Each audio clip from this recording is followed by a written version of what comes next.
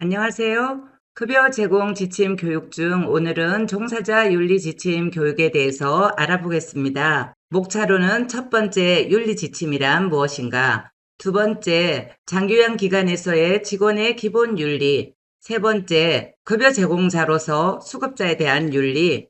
네 번째, 전문직으로서의 윤리. 다섯 번째, 동료 간의 윤리입니다. 첫 번째 파트로는 윤리 지침이란 무엇인가? 윤리, 사람으로서 마땅히 행하거나 지켜야 할 도리입니다.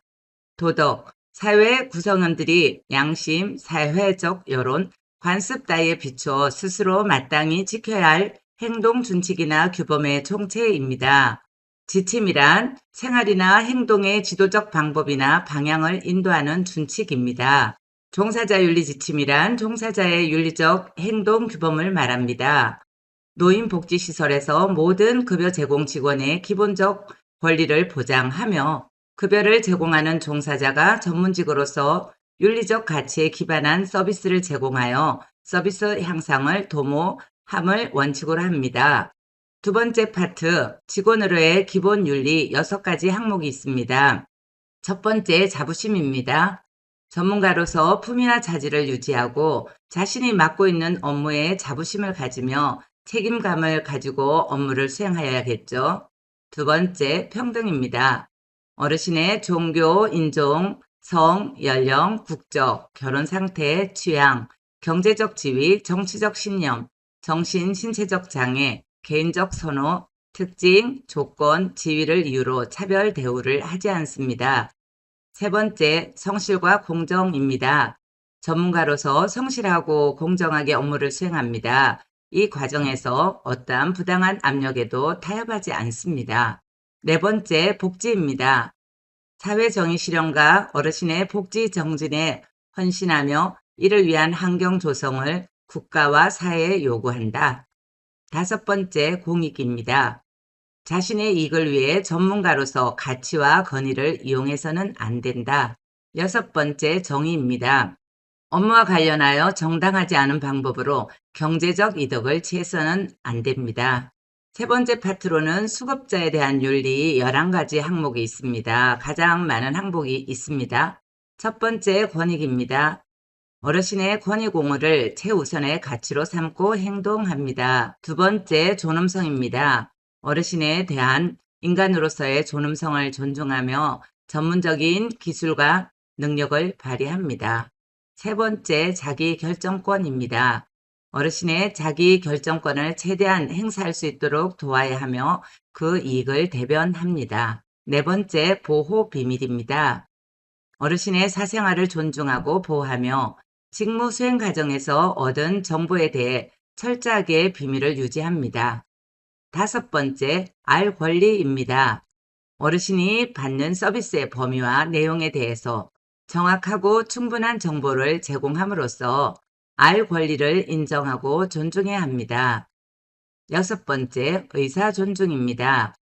목욕 서비스의 경우 동성 직원이 서비스를 제공하는 것이 원칙이죠. 시설 운영상 이성 직원이 불가피하게 제공하는 경우에는 어르신의 의사를 최대한 반영해 드립니다. 일곱 번째, 비밀 보장입니다. 어르신의 개인 정보에 대해 비밀 보장의 범위와 정보 취득의 목적 및 활용에 대해 구체적으로 알려드려야 합니다. 또 정보 공개 시 동의를 얻어야 하고요. 또한 업무와 무관하게 정보를 열람하지 않습니다. 여덟 번째, 공정입니다. 개인의 이익을 위해 어르신과의 전문적 관계를 이용해서는 안 됩니다. 아홉 번째, 성폭력 예방입니다. 어르신들과 불필요한 신체 접촉을 자제하고 성희롱 또는 성폭력 예방을 위해 최선을 다해 관련 사건이 발생하지 않도록 해야 합니다. 열 번째, 동반자적인 자세입니다. 사회복지 증진을 위한 환경 조성에 어르신을 동반자로 인정하고 함께 일해야 합니다. 11번째, 이해입니다. 어르신의 이해와 그 어떤 다른 이해가 상충될 때 어르신의 이해가 우선되도록 노력해야 합니다. 네 번째 파트로는 전문직으로서의 윤리 4가지 항목이 있습니다. 첫 번째로는 개발이 있습니다. 어르신에게 개개인별 상태에 따른 질 높은 돌봄과 서비스를 제공하기 위해 지식과 기술을 개발하는 데 최선을 다하며 이를 활용하고 동료에게 전파할 책임이 있습니다. 두 번째, 동의입니다.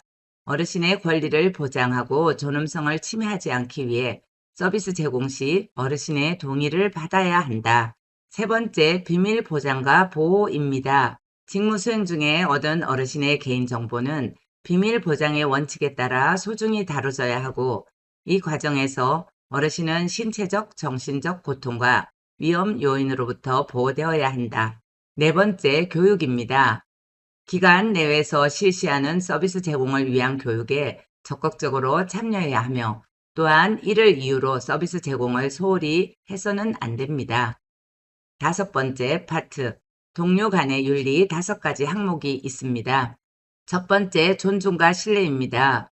상호 존중과 신뢰로서 대하며 절대 인격을 훼손하는 행위는 하지 않습니다. 두 번째, 협력입니다. 기관의 정책, 사업 목표 달성, 서비스 효율성과 효과성 증진을 위해 직원 상호 간에 협력해야 합니다. 세 번째, 준수입니다. 직원 상호 간의 윤리적이고 전문적인 행위를 촉진시켜야 하며 이에 반하는 경우 제반 법률 규정이나 윤리 기준에 따라 대처해야 한다. 네 번째, 지지입니다.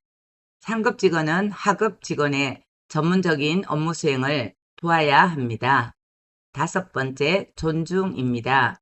하급 직원은 상급 직원의 전문적 지도와 조언을 존중해야 합니다.